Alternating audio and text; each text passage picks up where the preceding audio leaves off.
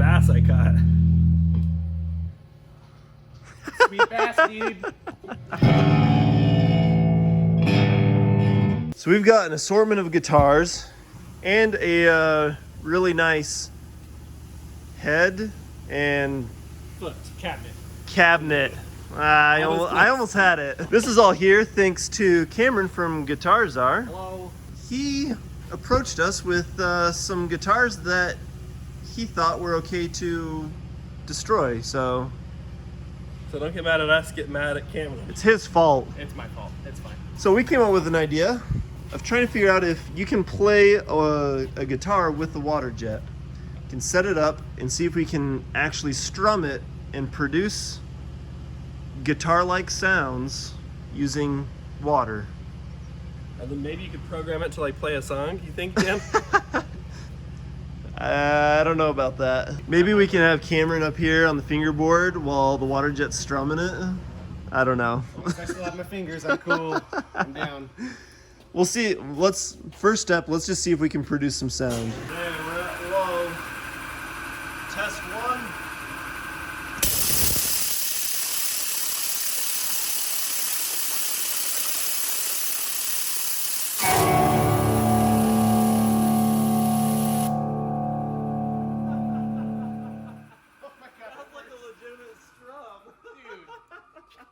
That was cool. And nothing's broken.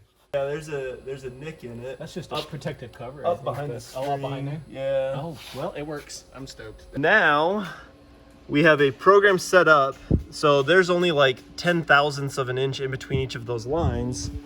So we've set up this program so that it'll strum this very quickly 10 times in a row. And then while it's doing that, Cameron is going to be doing whatever he can and whatever he dares to on the fingerboard. See if we can make something sound semi-musical? Yeah, more so than what Mitchell did earlier. So Well, I think that was we'll, good, man. we'll say that's a baseline, okay? Yeah.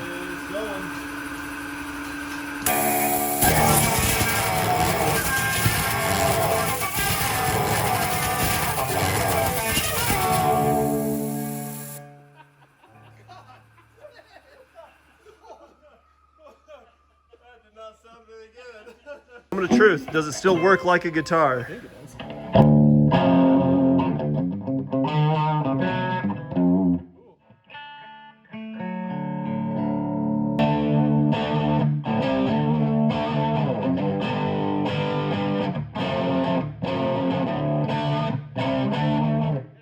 This test will be high pressure on the delicious bass.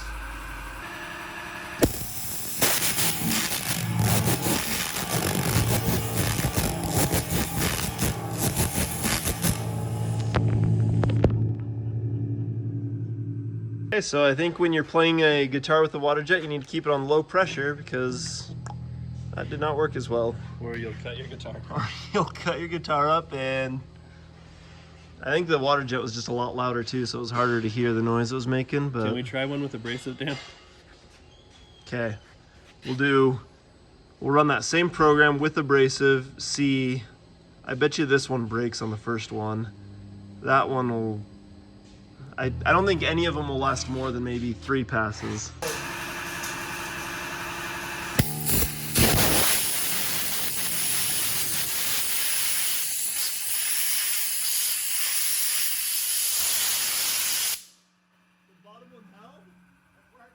Most of the way through, but it was going fast enough, and it was thick enough that it didn't quite go all the way through. This string was the first to break, then I think this one, then the top string, bottom one somehow stayed together.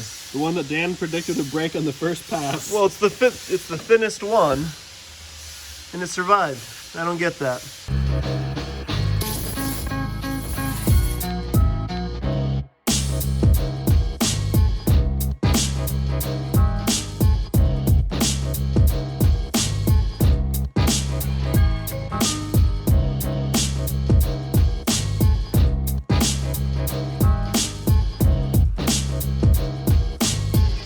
And this this is A grinder.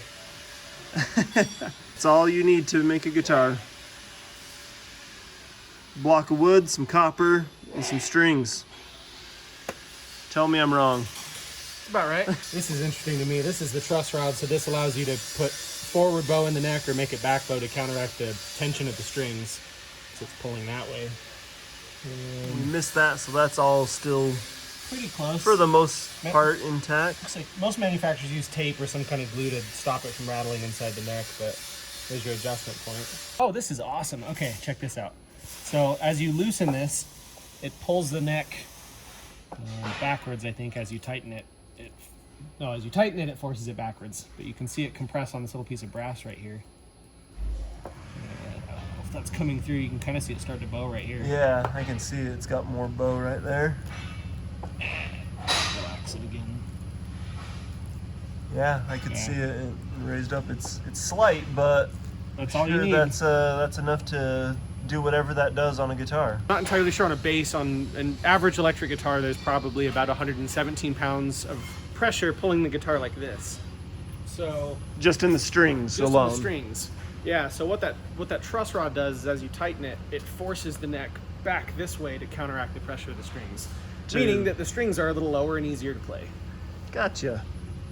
Or if the weather changes like it does all the time in Utah, guitars hate Utah. So as the moisture content increases or decreases, that can affect how flexible the neck is. And having that adjustment rod in there means that you can keep your guitar playable.